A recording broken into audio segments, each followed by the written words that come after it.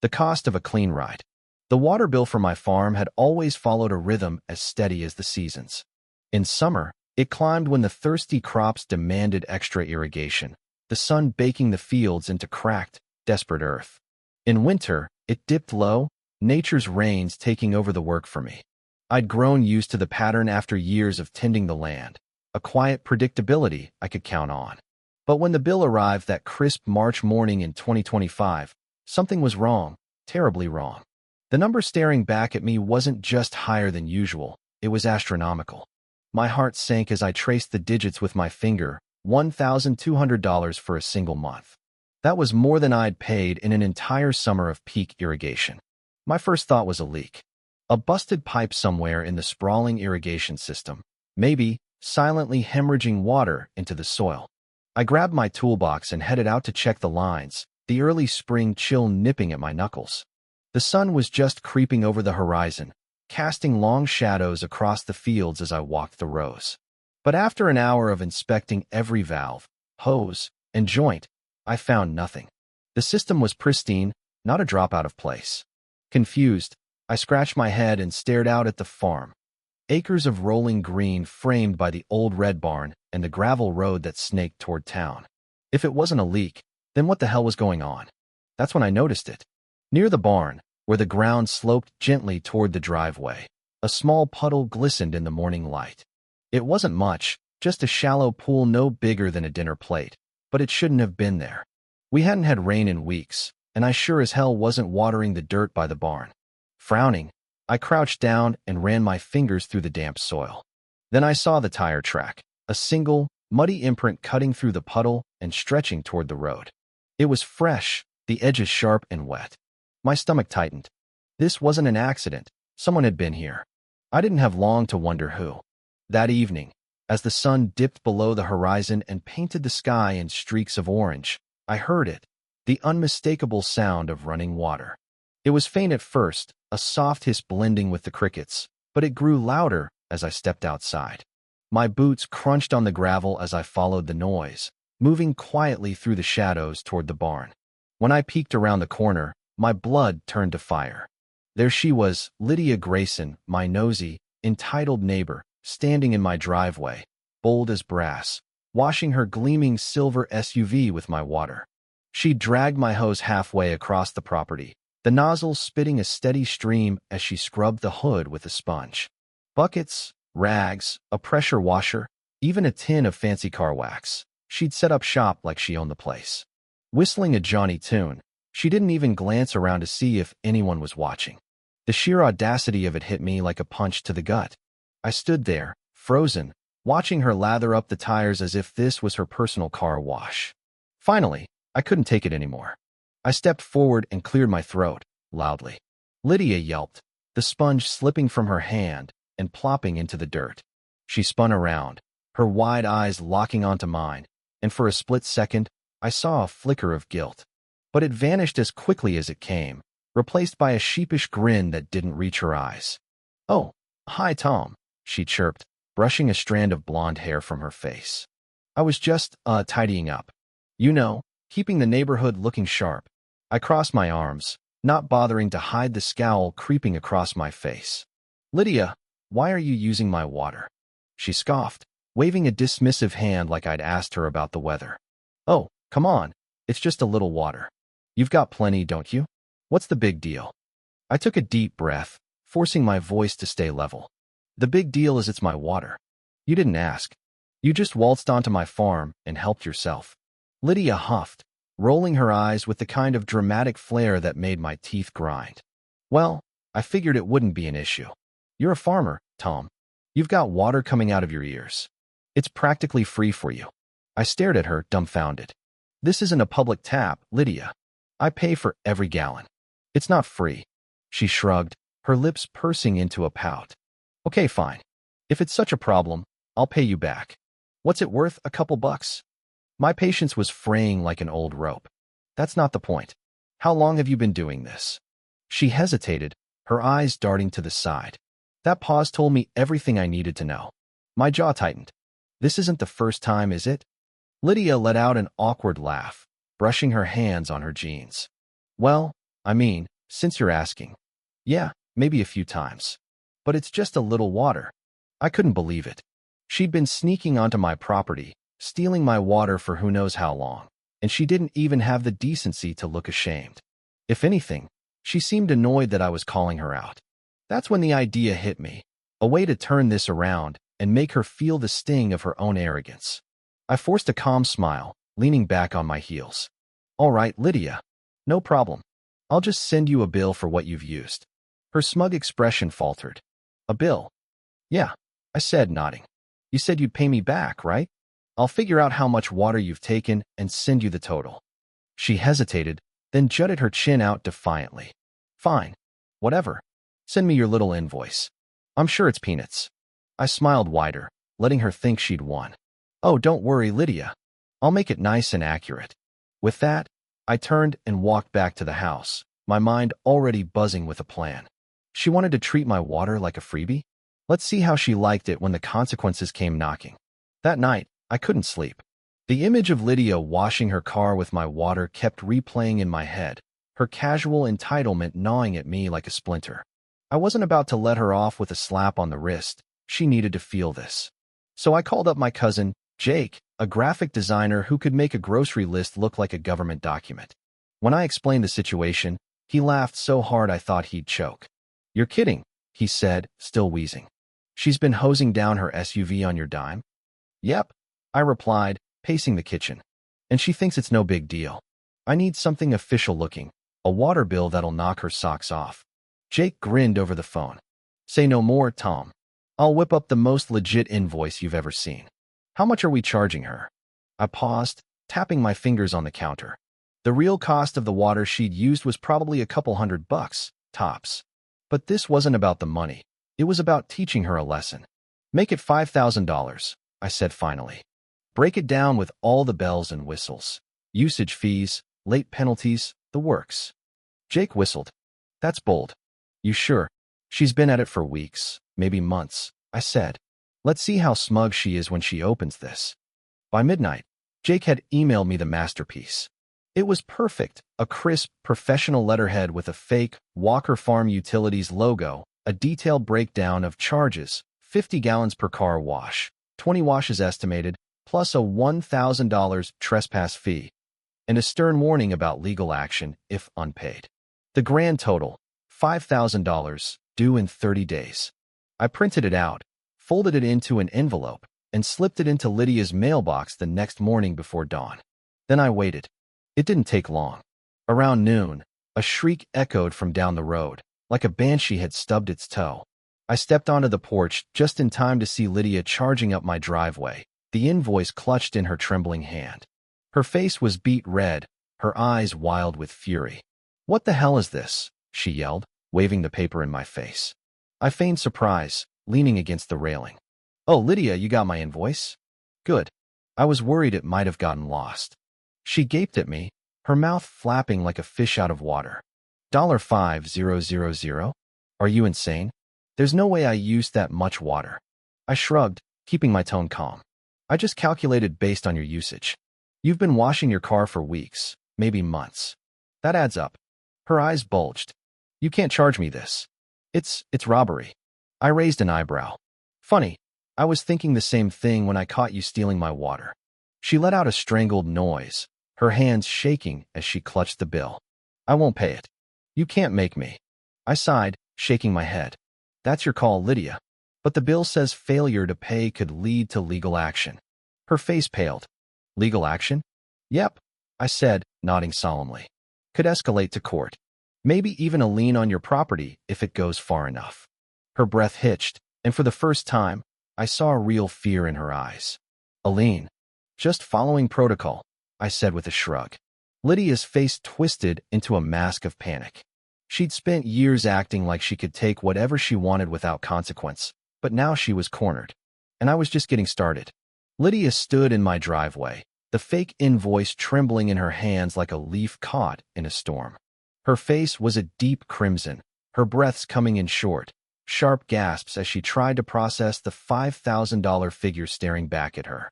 I leaned against the porch railing, arms crossed. watching her unravel with a mix of amusement and disbelief. She'd always been the type to talk her way out of anything. Parking tickets, HOA fines, that time she borrowed Mrs. Carter's prize roses for a dinner party. But this was different. This time, she was caught, and I wasn't about to let her wriggle free. You can't do this, she finally screeched, her voice cracking like a teenager's. $5,000? That's insane. There's no way I used that much water. I tilted my head, keeping my tone even. I don't know, Lydia. You've been at it for a while. Water adds up, especially when you're hosing down that SUV like it's a showroom model. Her eyes darted between me and the paper, as if she could will the numbers to shrink. This is a scam. You're trying to rip me off. I raised an eyebrow, letting the irony hang in the air. A scam, huh? That's rich, coming from the woman who's been stealing my water for weeks. She let out a noise somewhere between a growl and a sob, stomping her foot on the gravel. I wasn't stealing. I thought it was just there. Like rainwater or something. I couldn't help it, I laughed. A short, sharp bark that echoed off the barn. Rainwater? Lydia, you dragged my hose halfway across my property. You think that's hooked up to the sky? Her mouth opened, then snapped shut. For a moment, she looked like a fish gasping on dry land, her brain scrambling for a comeback. Then she jabbed a finger at me, the invoice crumpling in her other hand. You're blowing this way out of proportion. It's just a little water. You're a farmer. You've got tons of it. I took a step forward, my smile fading. It's not about how much I've got. It's about what's mine. You didn't ask, you didn't pay, you just took. And now you're mad because I'm calling you on it. She huffed, crossing her arms so tightly I thought she might pop a button on her blouse. Well, it's not like I hurt anyone. You're acting like I robbed a bank. No, I said, my voice low and firm. You just robbed me. And I'm guessing you've been doing it for a lot longer than you're letting on. That hit a nerve. Her eyes flickered with something. Guilt, maybe, or just panic. And she took a step back, clutching the bill to her chest. I don't have to listen to this. I'm not paying you a dime, Tom Walker. You can't make me. I shrugged, leaning back against the railing again. That's up to you. But the bill's pretty clear. Failure to pay could mean legal consequences. Her head snapped up, her voice rising an octave. Legal consequences? What are you talking about? Oh, I said casually. Court, fines, maybe a lien on your property if it escalates. Standard stuff. Her jaw dropped, and for the first time, I saw real fear in her eyes. A lien? On my house. You can't do that. Just following protocol, I said, echoing my earlier line with a faint smirk. You're the one who said you'd pay me back, right? Lydia's face twisted into a mask of pure, unadulterated panic. She took another step back, her heels crunching on the gravel, and I could almost see the gears turning in her head. She'd built her whole identity around being untouchable, the perfect neighbor with the perfect life, always one step ahead of everyone else. But now she was cornered, and she didn't know how to handle it. This is extortion, she sputtered, waving the bill like a flag of surrender. I'll fight this, Tom. You can't just charge me whatever you want and expect me to roll over. I nodded slowly, keeping my expression neutral. That's fine, Lydia. You want to dispute it? We can go through the proper channels. There's a number on there you can call. Though fair warning, unpaid bills like this can get sent to collections. Her eyes widened, her voice dropping to a whisper. Collections? Yep, I said, popping the P for emphasis. And I hear that can mess with your credit score. Wouldn't want that, would you? That did it. Lydia's bravado crumbled like a house of cards in a windstorm. She stood there, mouth agape, the invoice slipping slightly in her sweaty grip. I could see her mind racing, trying to find a way out, but she was coming up empty. For once, she didn't have a snappy comeback or a flimsy excuse. She just stared at me, her chest heaving, her perfect little world teetering on the edge. Finally, she straightened up, jutting her chin out like a kid refusing to admit defeat. You know what? I've got a friend who's a lawyer. I'll talk to him about this. You'll see, you can't just make up some fake charge and get away with it. I smiled politely, gesturing toward the road. Sounds like a plan, Lydia. Let me know how that goes. She spun on her heel and stormed off, the invoice flapping in her hand as she marched back to her house. I watched her go, the late afternoon sun casting her shadow long and thin across the gravel. She looked smaller somehow, her usual swagger replaced by a frantic energy that made me chuckle. She thought she could outsmart me, but she had no idea what she was up against. This was just the beginning. Back inside, I poured myself a cup of coffee and settled into the kitchen chair, replaying the scene in my head. Lydia's meltdown had been everything I'd hoped for. Her indignation, her flailing excuses, the way she practically vibrated with rage. But I wasn't done yet. She wanted to play hardball? Fine. I had plenty more up my sleeve. The security cameras I'd installed around the barn last year, mostly to keep an eye on the equipment, had probably caught every one of her little car wash sessions. I'd check the footage later, see just how deep this hole went. For now, though, I was content to let her stew. She'd be back, and when she was, I'd be ready. Lydia didn't waste any time. Less than an hour after her dramatic exit, I spotted her on her front lawn, pacing back and forth with her phone pressed to her ear. The sun was dipping low, painting the sky in shades of pink and gold, and I could hear her voice carrying on the breeze, shrill, insistent, the kind of tone that made dogs howl. She was talking to her lawyer friend, no doubt, spinning her version of the story where she was the innocent victim and I was the big bad farmer trying to fleece her. I grabbed a beer from the fridge and stepped onto the porch, settling into the rocking chair to enjoy the show.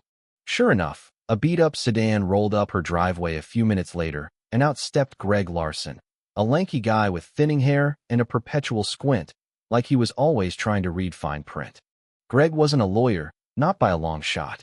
He was a tax accountant who lived 3 streets over, the kind of guy who bragged about finding loopholes in your 1040, but wouldn't know a courtroom from a coffee shop.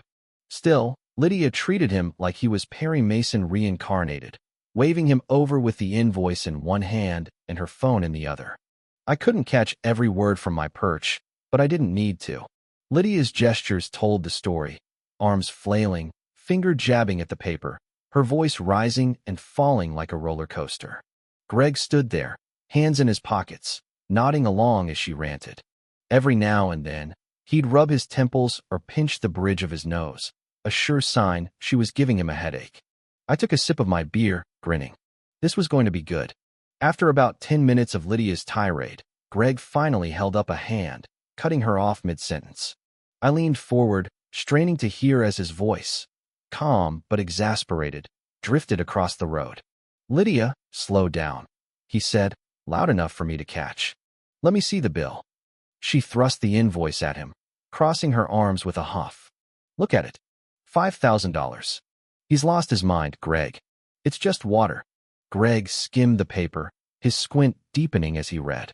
Then he sighed, a long, weary sound that carried all the weight of a man who'd dealt with Lydia's nonsense one too many times. "Okay, first off, he's not wrong about the trespassing part. If he's got proof you were on his property using his water."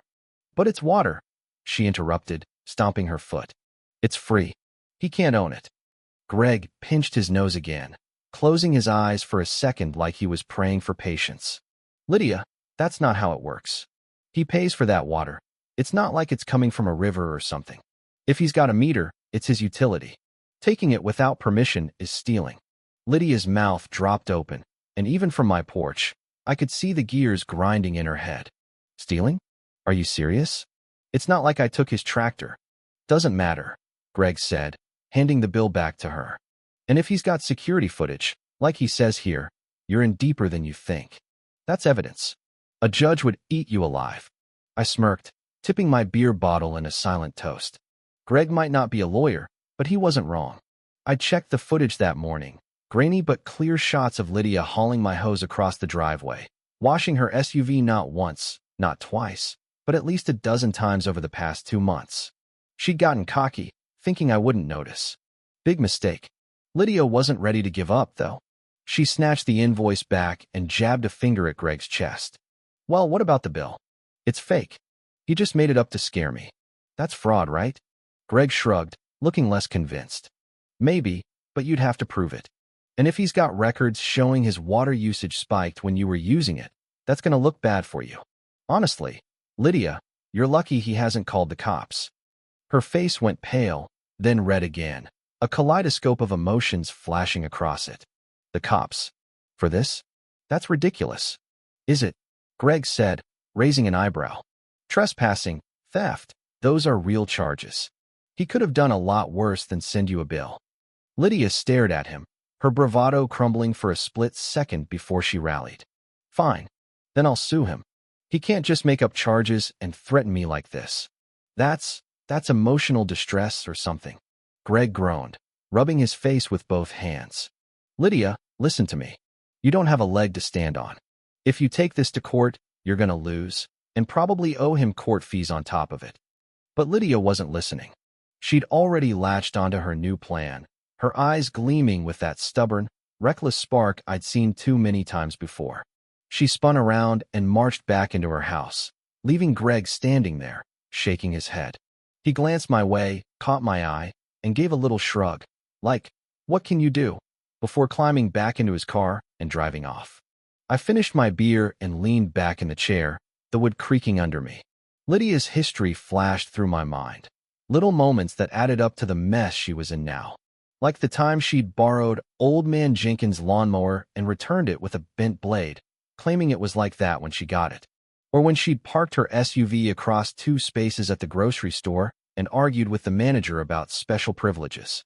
She'd always been this way, entitled, oblivious, convinced the world owed her a favor. But this time, she'd picked the wrong fight. I stood up, stretching as the last light faded from the sky. Lydia thought she could lawyer up and scare me off, but she didn't know me as well as she thought. I'd grown up on this farm, worked every inch of it with my own hands. I didn't back down easy.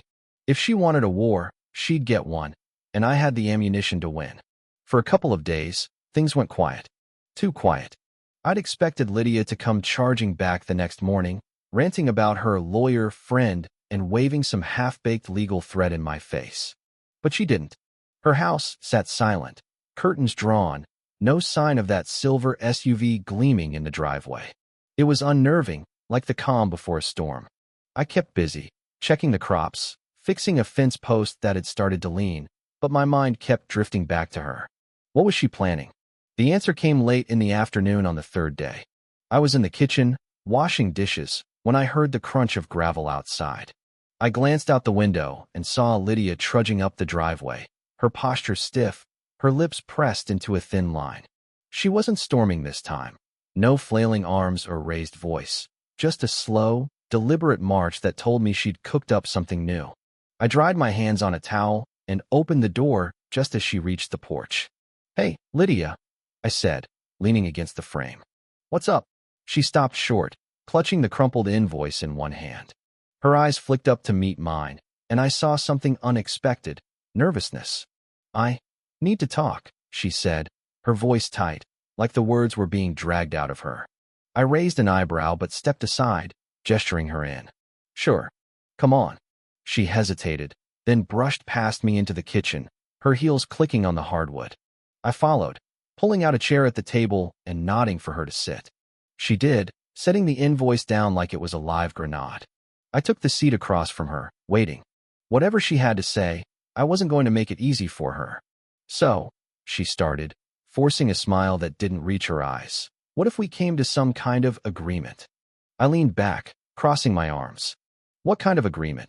She waved a hand vaguely, her nails catching the light. You know, a deal?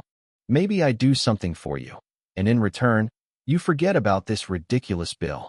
I tilted my head, pretending to consider it. Like what? Her face brightened, clearly relieved I hadn't shot her down yet. Well, I could bake you something. I make great cookies, chocolate chip, oatmeal raisin, you name it. Or maybe I could help around the farm. I'm really good with, she paused, glancing around the kitchen, her eyes landing on a stack of tools by the sink. Plants. I bit back a laugh, keeping my face straight. So let me get this straight. You want to work off a $5,000 debt by baking me cookies. She blinked, nodding eagerly. I mean, I could bake a lot of cookies. Like dozens. This time, I couldn't hold it in. A chuckle slipped out, low and dry, and I shook my head. Nice try, Lydia, but no. The bill stands. Her smile vanished, replaced by a groan as she slumped in the chair. Ugh, you're impossible. This is so unfair. Funny, I said, leaning forward. That's exactly how I felt when I caught you using my water. She glared at me, her arms crossing tighter, her pout deepening into something almost comical. Fine, I'll figure something out. But this isn't over, Tom. I smiled, standing up to show her out. I'm sure it isn't. Take your time. She stomped out, muttering under her breath, something about stubborn farmers and ridiculous prices, and I watched her go, her shadow stretching long across the driveway as the sun dipped below the horizon. The door clicked shut behind her, and I leaned against it, shaking my head. Cookies. She actually thought cookies would fix this. Unbelievable. But as I turned back to the kitchen, a thought nagged at me. Lydia wasn't giving up. She was just regrouping. I needed to be ready for whatever she threw next.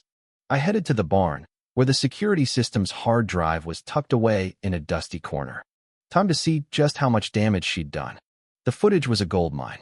Hour after hour of Lydia sneaking onto my property, sometimes at dusk, sometimes in broad daylight, dragging the hose, washing her car, even once filling a kiddie pool for her yappy little dog. I counted at least 15 separate incidents over 2 months, each one bolder than the last. She'd gotten sloppy, assuming I'd never noticed the spike in my bill or the puddles by the barn. I burned the clips onto a USB drive, a slow grin spreading across my face. If she wanted to escalate this, I had all the proof I'd need. Back in the house, I poured myself a glass of whiskey and sat at the table, the USB drive resting beside the bottle. Lydia thought she could bargain her way out of this, but she didn't know me. This farm was my life. Every gallon of water, every blade of grass, and I wasn't about to let her walk all over it. She'd had her chance to come clean. Now, it was my turn to play hardball. Lydia went silent again after the cookie fiasco, but I knew better than to think she'd given up. She wasn't the type to slink away quietly. Her pride wouldn't let her. Sure enough, word started trickling back to me through the grapevine. By the end of the week, my neighbor Jim stopped by with a grin and a story that confirmed my suspicions. Saw Lydia at the diner yesterday, he said, leaning on his truck as I hammered a loose nail into the fence. She's been flapping her gums all over town, asking folks what they think about your water bill stunt. I paused, wiping sweat from my brow. Oh yeah? What did she say? Jim chuckled, shaking his head. Told everyone you're trying to scam her. Said you slapped her with a $5,000 bill for a little splash of water. Asked if it's even legal to charge someone for something they accidentally used. I snorted, driving the nail home with a satisfying thunk. Accidentally, huh? That's a new one. Yep, Jim said, grinning wider. Most folks just laughed her off. Told her she's lucky you didn't call the sheriff. But you know Lydia, she's not hearing it. I nodded, tossing the hammer into my toolbox. Figures. She's too stubborn to admit she's wrong. Jim tipped his hat and climbed back into his truck. Watch your back, Tom. She's stirring the pot. He wasn't kidding. Over the next few days, I heard more from other neighbors, Mrs. Carter at the post office, Old Man Jenkins at the hardware store, even the kid who bagged my groceries. Lydia had turned our little spat into a full-blown town spectacle, knocking on doors and spinning her tale of woe. She'd framed it like I was some greedy tyrant, extorting her for an honest mistake, and she was the poor damsel fighting for justice. Most people saw through it. Lydia's reputation preceded her, but a few of her cronies, the ones who'd nod along to anything she said, egged her on. Stand your ground, Lydia, they'd told her. Don't let him bully you. I couldn't help but laugh. Bully her? She'd been the one trespassing, stealing, acting like my farm was her personal playground. But that was Lydia, always the victim, never the villain, no matter how deep she dug herself. By Saturday, the gossip had reached peak absurdity. I was at the feed store, loading sacks of grain into my truck, when Mrs. Carter shuffled over, her eyes gleaming with mischief. You hear what Lydia's saying now? She asked, her voice low and conspiratorial. I hefted a sack onto the tailgate and glanced at her. What's she cooked up this time? She's telling folks you rigged the bill to trap her, Mrs. Carter said, barely containing a giggle. Says you've got some secret scheme to squeeze money out of the whole neighborhood. Even tried to rope me into it. Asked if you'd ever overcharge me for those tomatoes I bought last summer. I rolled my eyes, brushing dust off my hands. And what did you tell her? Told her she's full of hot air, Mrs. Carter said with a cackle. Said if anyone's scheming, it's her. sneaking around with that hose like a bandit. She didn't like that one bit. I grinned, picturing Lydia's face turning purple. Thanks, Mrs. C. Appreciate it. She waved a hand, tottering back to her car. Just keep an eye on her, Tom. She's not done yet. Mrs. Carter was right. That evening, I caught sight of Lydia outside Jenkins' place, gesturing wildly as the old man listened from his porch. Jenkins wasn't buying it. I could tell by the way he kept shaking his head, but Lydia pressed on, her voice carrying snippets of outrage. Unfair, ridiculous, my rights. I watched from my kitchen window, sipping coffee, wondering how long she'd keep this up. She was like a dog with a bone, chewing on her own delusions until they crumbled. The next morning, Jenkins stopped by with his own take. She's a piece of work, that one, he said, leaning on his cane as we stood by the barn. Tried to tell me you're running a water cartel, or some nonsense. I told her to quit while she's behind, said I saw her with that hose myself last month. I raised an eyebrow. You did? Yep, he said, spitting into the dirt. Caught her rinsing off that dog of hers right in your driveway. Didn't think much of it at the time, but now it makes sense. She's been at it longer than you think. That tracked with the footage I'd pulled. Lydia's little campaign was falling apart, but she didn't seem to care. She was too busy rallying her tiny army of sympathizers, convinced she could turn the town against me. It was almost sad, almost. Mostly, it was hilarious. By Monday, the tide had fully turned. The kid at the grocery store told me Lydia had cornered him in the parking lot, demanding to know if I'd ever acted suspicious about water. He'd laughed in her face and said, "Lady, you're the suspicious one." Even her cronies were starting to peel away. One of them, a woman named Sue, admitted to me at the gas station that she thought Lydia was overreacting a tad. The town wasn't buying her sob story, and she was running out of steam. But Lydia wasn't done, not yet. She'd gone quiet again, and I knew what that meant. She was plotting something bigger, something desperate. I finished my coffee and set the mug in the sink, a slow smile spreading across my face. Let her try. I had the footage, the facts, and the whole damn town on my side. Whatever she threw next, I'd be ready. A week later, the mail brought a surprise, an official-looking envelope from the county small claims court. I slid it open, expecting maybe a tax notice or a permit renewal, but instead, I found a summons. Lydia Grayson v. Thomas Walker. She was suing me for fraudulent billing and emotional distress, demanding $2,000 in damages and a public apology. I stared at the paper, then burst out laughing so hard I nearly dropped it. The audacity, the sheer, unhinged nerve of it, was almost admirable. Most people, caught red-handed, would have slunk away by now. Not Lydia. She'd doubled down and dragged us both to court. I wasn't worried. If anything, I was excited. This was her big swing, her last-ditch effort to turn the tables, and I had everything I needed to knock it out of the park. The security footage, my water bills showing the spikes, even signed statements from Jenkins and Mrs. Carter confirming they'd seen her on my property. It was all locked and loaded. I spent the next few days prepping, printing screenshots from the videos, and organizing my evidence into a neat binder. By the time the court date rolled around, I was ready to watch her crash and burn. The courtroom was small, a wood-paneled room with flickering fluorescent lights and a handful of spectators, mostly nosy locals who'd heard about the drama. I sat at the defendant's table, my binder in front of me, while Lydia perched at the plaintiff's side, clutching a messy folder of papers. She'd dressed up for the occasion, crisp blazer, hair pulled back tight, but her hands shook as she shuffled her evidence, betraying her nerves. The judge, a grizzled man named Hargrove with a no-nonsense stare, shuffled in and took his seat. "All right," he said, his voice dry as dust. "Grayson v. Walker. Let's get this over with. MS. Grayson, you're up." Lydia stood, smoothing her blazer with a shaky hand. "Your Honor, this man," she jabbed a finger at me, "has been harassing me with a fake bill for $5,000, claiming I used his water. It's fraud, plain and simple, and it's caused me severe emotional distress.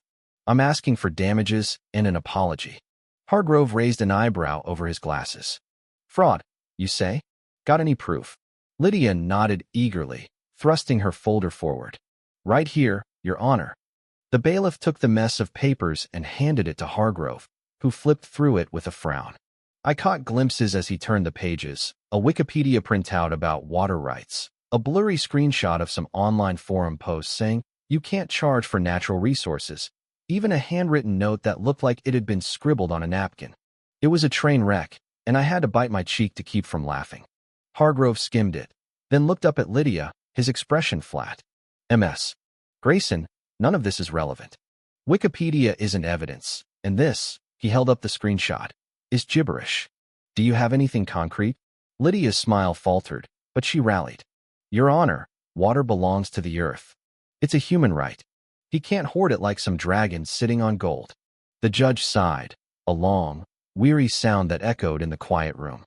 "Ms. Grayson, the defendant pays for that water. It's not public property. Your argument doesn't hold water, pardon the pun." A few spectators snickered, and Lydia's face turned red. But the bill's fake. He made it up to scam me." Hargrove turned to me, his glasses glinting. "Mr. Walker, your turn. Do you have proof Ms. Grayson used your water without permission?" I stood, handing over the USB drive. "Yes, Your Honor. Security footage from my property, plus water bills showing unexplained usage spikes." The judge plugged the drive into his laptop, and the room went silent as the clips played. There was Lydia, clear as day, dragging my hose, washing her SUV, even filling that kiddie pool, all time-stamped over weeks. She hummed to herself in one shot, oblivious to the camera. The spectators murmured, and Lydia's jaw dropped. That's not what it looks like," she stammered, flailing her arms. "I didn't know it was his. I thought it was a community tap." Hargrove raised an eyebrow. "It looks like you're using his water, Ms. Grayson. On his land." Repeatedly. She froze, her mouth working soundlessly. The judge closed the laptop and leaned back. "Your case has no merit, Ms. Grayson. The defendant hasn't scammed you. If anything, he could charge you with trespassing and theft." Lydia's jaw snapped shut, her eyes wide with panic. Hargrove turned to me. "Mr. Walker, do you wish to countersue for damages?" I glanced at Lydia. She was a mess, face pale, hands trembling, silently begging me to let it go. Part of me wanted to push it, to hit her with a real bill and watch her squirm. But I'd already won. The whole town knew she'd made a fool of herself, and that was enough. I shook my head. "No, Your Honor. I think she's learned her lesson." Lydia sagged with relief, but the damage was done. Hargrove dismissed the case with a bang of his gavel, and the room buzzed as people filed out, whispering and chuckling. I gathered my binder and headed for the door, feeling lighter than I had in weeks. Lydia didn't look at me as we left the courthouse. Her face was bright red, her fists clenched at her sides, and she stormed past me without a word, probably hoping to escape before the gossip mill cranked into high gear. I lingered on the steps, savoring the victory, when fate decided to toss in one last twist. A city worker in a neon vest was inspecting the water meters along the street, clipboard in hand. He glanced up as Lydia hurried by, then did a double take. "Hey," he called, waving her over. "Aren't you the lady who keeps messing with your meter?" Lydia froze mid-step, her head whipping around. My ears perked up as the worker frowned, flipping through his notes. "Yeah, thought I recognized you. We've been getting weird readings from your house. Someone's been tampering with it to lower the bill." Her face went from red to white in an instant. I don't know what you're talking about." The worker shrugged, unimpressed. "We've got records, ma'am. If someone's been messing with it, that's a fine, maybe worse." Lydia spun toward me, her eyes wild. "You did this. This is your fault." I held up my hands, grinning. "Lydia, I had nothing to do with this." "Sounds like a you problem." The worker nodded, stepping closer. "Yep, separate issue. Ma'am, I'm gonna need you to come with me." She let out a strangled yelp, her head snapping back and forth like a trapped animal. But no one came to her rescue. The worker gestured her toward his truck, and she shuffled after him, her once high and mighty attitude in tatters. I watched her go, the irony sinking in. She tried to bury me, but she dug her own grave instead. I climbed into my truck and drove back to the farm, the late afternoon sun warming the cab. The field stretched out before me, green and quiet, and I couldn't stop smiling. Sometimes, the universe just had a way of sorting itself out. Lydia had learned her lesson, the hard way. and I had my peace back. For now, that was enough.